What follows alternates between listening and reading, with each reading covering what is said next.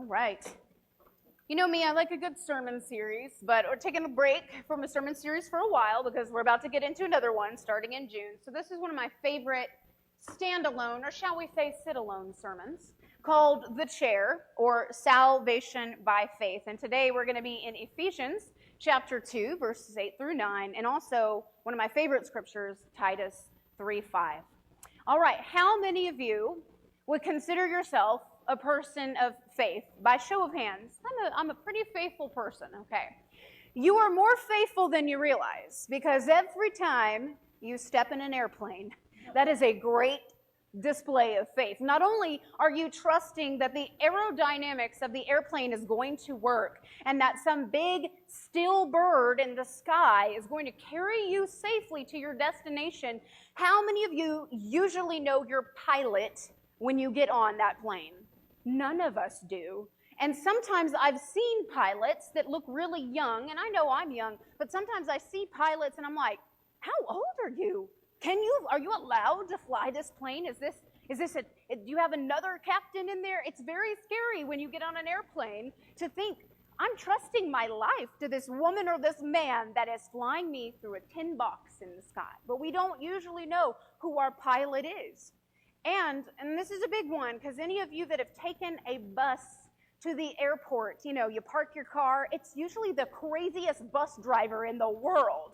One time we were in, I think it was Oregon, and the bus driver threw a piece of luggage at Landon. He felt really bad that it knocked him down, and he's like, I'm so sorry. But you don't know your bus driver, and especially if you've ever ridden Cap Metro, you're putting your faith in a complete stranger that they know how to drive the bus, that they're going to drive you safely. This is another one. This is a modern problem. But how many of you know the FedEx delivery person that you're trusting with your package? Some of you might know FedEx drivers, but you probably don't know everybody that pulls up and comes up on your front porch to leave a package on your doorstep. That's an act of faith. You ordering anything online these days is an act of faith. How many of you actually know your politicians? You may think you know them, but we are putting a lot of faith in people that don't actually know us and don't like us, and most of the time don't represent what we thought they were going to represent. I'm not going to get into a political speech here, but just know that it's a great act of faith to get on a plane or a bus or to order something off the internet or to vote for somebody. We all have people that we don't even know that we're putting our faith in.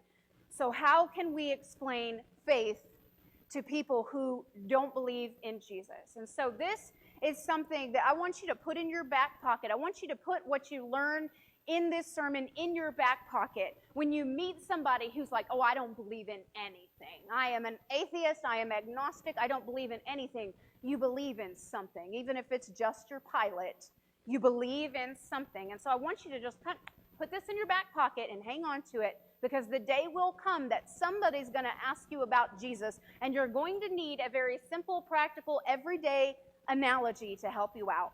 But before we get into this, I want to let you know that it is hard sometimes to share your faith if you don't understand it yourself, or if you don't have the language to share it. And so we're going to work on developing some language today that can help us share our faith with other people.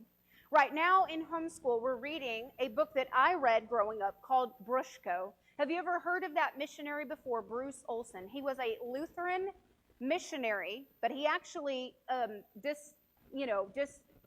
you say that? He didn't go to the Lutheran church anymore because they said, we're not going to send you to the South American Motalone Indians. And he goes, if you won't send me, I'll go by myself. And so at the age of 19, with $75 in his pocket, Bruce Olson decided that he, who did not speak Spanish, who did not speak Motalone, was going to go to South America, to Venezuela and Colombia. They're right on the border of Venezuela and Colombia. And he was going to go tell the Motalone Indians about Jesus. He went without money. He went without mission support. Everybody said he was crazy, and he was. He almost died of malaria. He almost died of hepatitis. He was shot in the back with arrows the first time he arrived to their land, and he lived. But he had to find a way to explain Jesus and salvation to a people who did not even know that they needed it. because they had just been living their lives for thousands of years. They didn't know anything about Jesus, never heard the name. And so he had to explain the way of salvation to the Motilones in a way that they would understand it. So first, Briscoe had to befriend the people. He actually had to learn to care about these people and learn the Motilone language before he could even explain who Jesus was. And it was, I think, 3 years before he even had the language to tell them about Jesus. And he told one of his friends, and his friends eventually accepted Christ. But while he was there, he realized that the Motilone language was a tonal language, meaning if I say banana, they're going to hand me a banana. But if I say banana, they're going to hand me an axe. And so he had to watch how he said certain words because they were handing him things that he didn't ask for. But he realized when he got there that no one had ever written down the Motilone language before. It was just an oral language that was passed down from generation to generation. And he had to figure out ways to explain what it even was, the Bible. And there was actually a prophecy in the Motilone tribe that one day a tall, skinny white man would come to them with God's banana stalk. And he was like, they told him this prophecy. They're like, you must be the guy with God's banana stalk. And he was like, I don't have any bananas. And they're like, no, that book you carry, you know how you can open it up like this? To them, it looked like a banana stalk. I don't know. That's what they called it. They called the Bible God's banana stalk.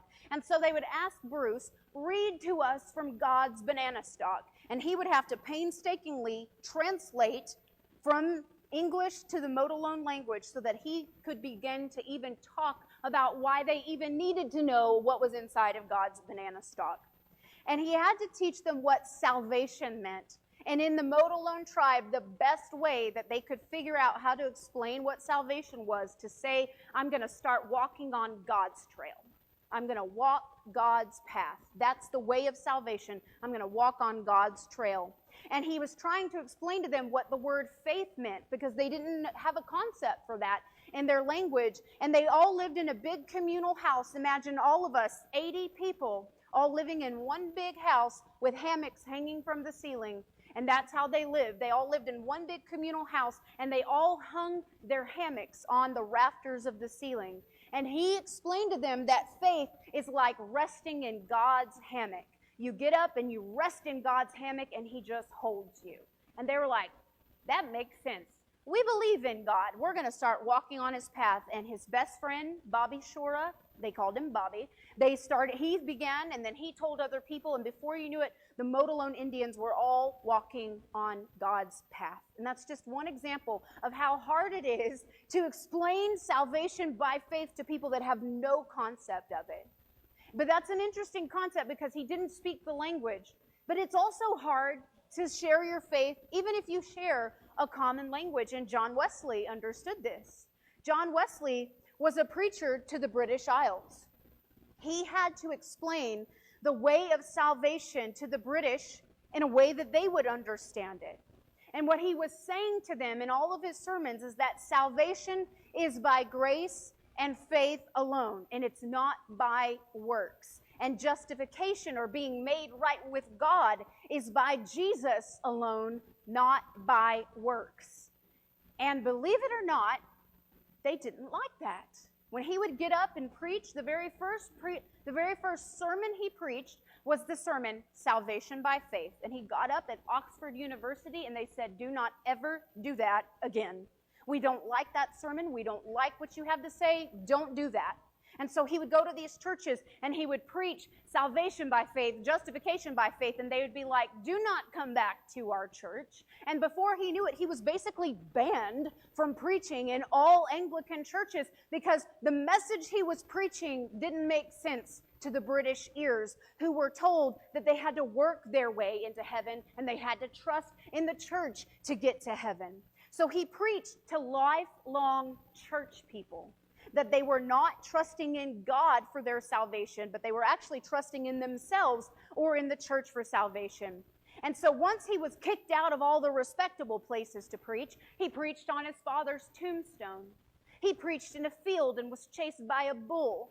He went into the slums where nobody else wanted to go. And if any of you have seen the wonderful movie, The Great Awakening, you can see John and Charles Wesley, as well as George Whitefield, going into the prison and preaching Jesus inside the prison where nobody else wanted to go. But he spoke to the people in the slums and in the prisons the way that the common man would understand.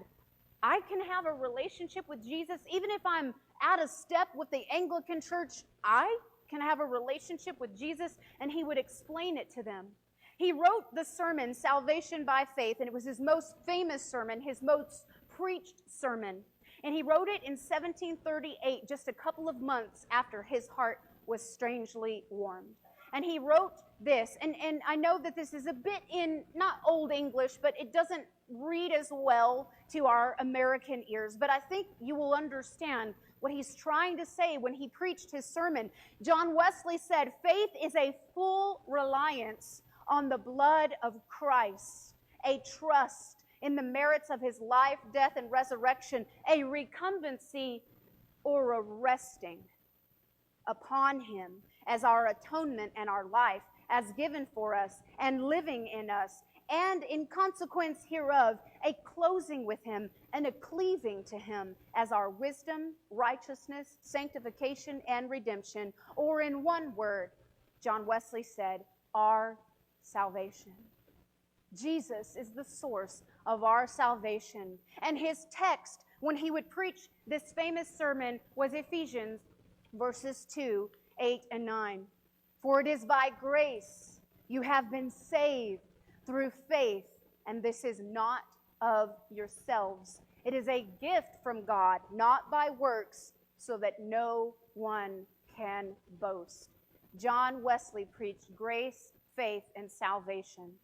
But salvation must learn to be explained in a way that everybody can understand it. Church people have a really bad tendency of like throwing Bible verses at people and saying, why don't you understand? It's by grace that you've been saved by faith, not of works. And we start quoting verses at people and they're like, I don't even know what faith means. Explain it to me. Why do I need to be saved? What does it mean to experience grace? And so today we're going to break it down in the sermon that I like to call the chair.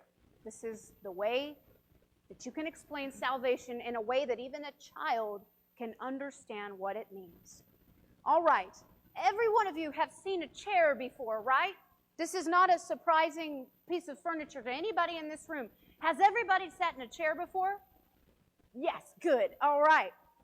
But do you know who this man is? Do you know who that man is? What is this man's name? You don't know? Poppy. It's original Poppy.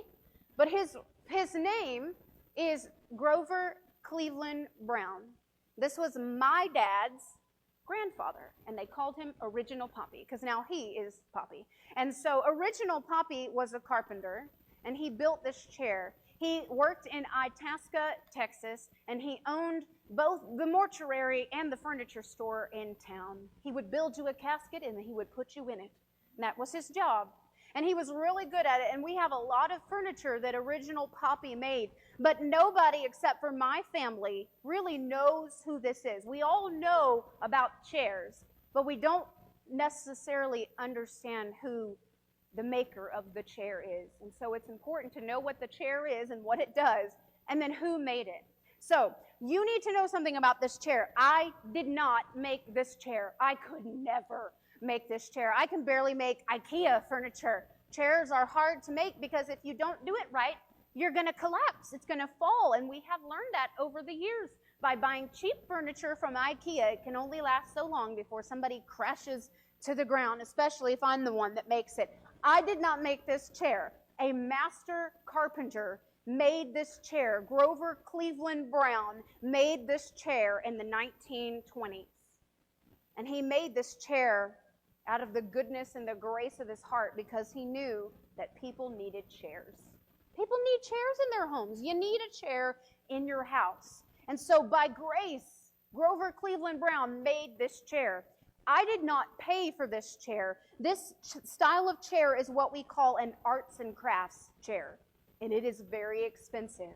Go Google one online and see how much money an antique arts and crafts chair would pay. It was given to me. It was a gift by my father. This chair is my inheritance, and I will never sell this chair. And this chair will be my chair until it's passed along to somebody else in my family. Probably the biggest boy will get this chair because it's a chair for a big person.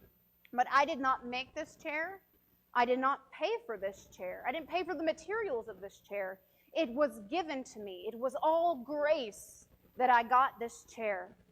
And the good news about this chair is that this chair always works for me, and it can hold at least 300 pounds. You want to know why I know that? Because someone who's 300 pounds has sat in this chair and it didn't break.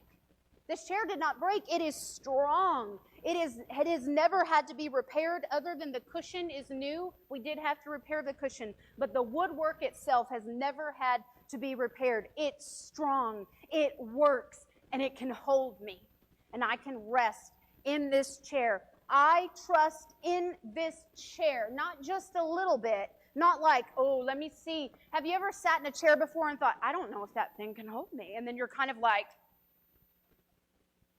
I can't really rest in it because I don't trust it. But I can rest in this chair. This is why I wore pants today, so that I could demonstrate. I can take my feet off the floor, and I can completely rest in this chair because it can hold me. It is so strong, and I have put my faith that this chair will hold me up when I sit in it. When I need it, it will hold me. Again, I want to remind you of the passage that John Wesley was working with, Ephesians 2:8-9. For it is by grace that you have been saved through faith. It is not from yourselves. It is a gift from God, not by works, so that no one can boast. But let's break that down. For someone that's under a bridge, that doesn't even know, has never even darkened the door of a church before, or maybe they've seen church people and they're like, that's not for me. I don't see anything special about that. I don't want anything to do with it. But you're trying to explain why people need salvation, why they need grace, why they need to have faith. And so let's break it down like this. For it is by grace that you have been saved. This is an undeserved gift. I have never even met Original Poppy. Original Poppy died when my dad was 7 years old. It was his best friend. Original Poppy was Poppy's best friend. And he loved him so much, but I never got the privilege of meeting Grover Cleveland Brown. But yet I have this chair.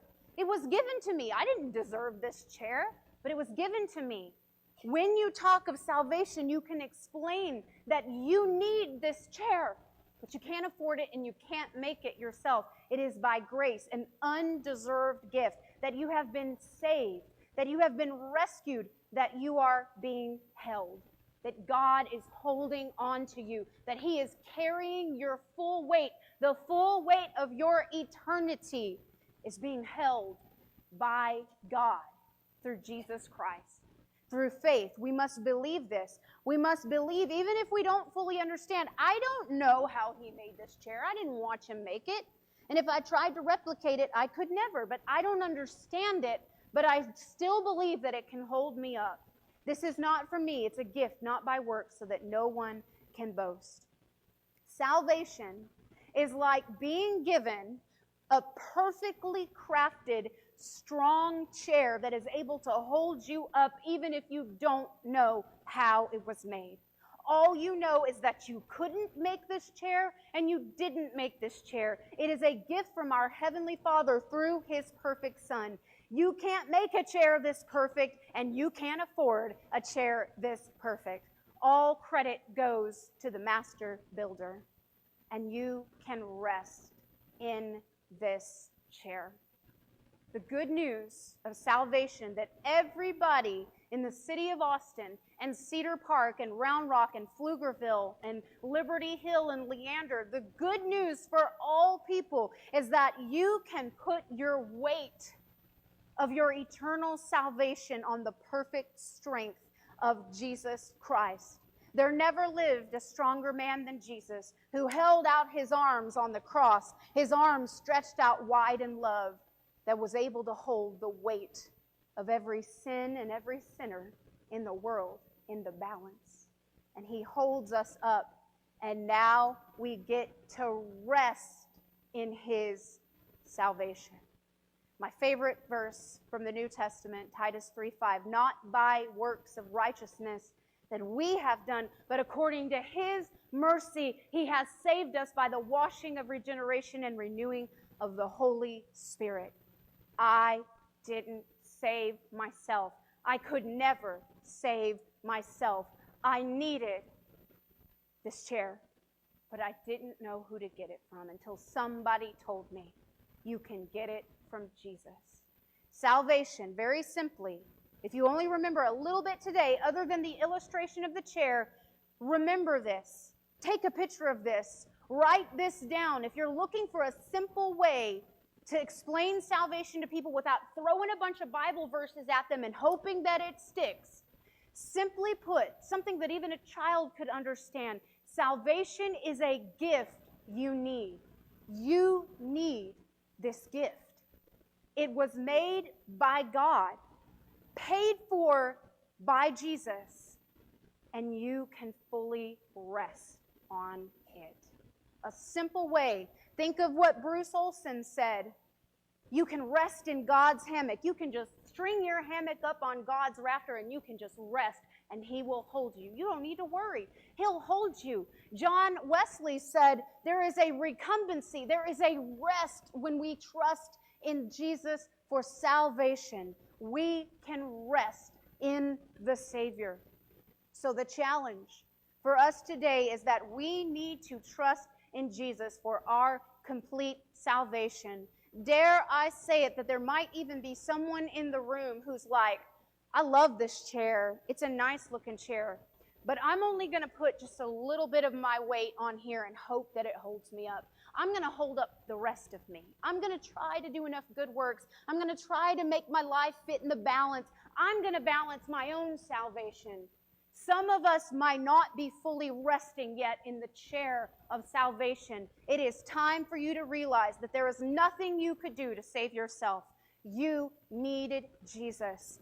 And so we must begin to trust in the fullness of his salvation. Rest in it. Stop working into heaven. You cannot work your way into heaven. Now, I will say, when you become a believer, you will want to do good works. But good works will never get you there because the chair was already built. It's already bought. It's already paid for. It's already a gift bought for you by Jesus. Rest in your salvation. And then tell others they can put their full weight. There are so many people out in the world that are just bearing the burdens of this world on their back, and they feel heavy. They're weary. They're heavy laden. They're trying to work their way in. Tell them that the chair has already been bought, and it's theirs, and they can just sit back and rest in it.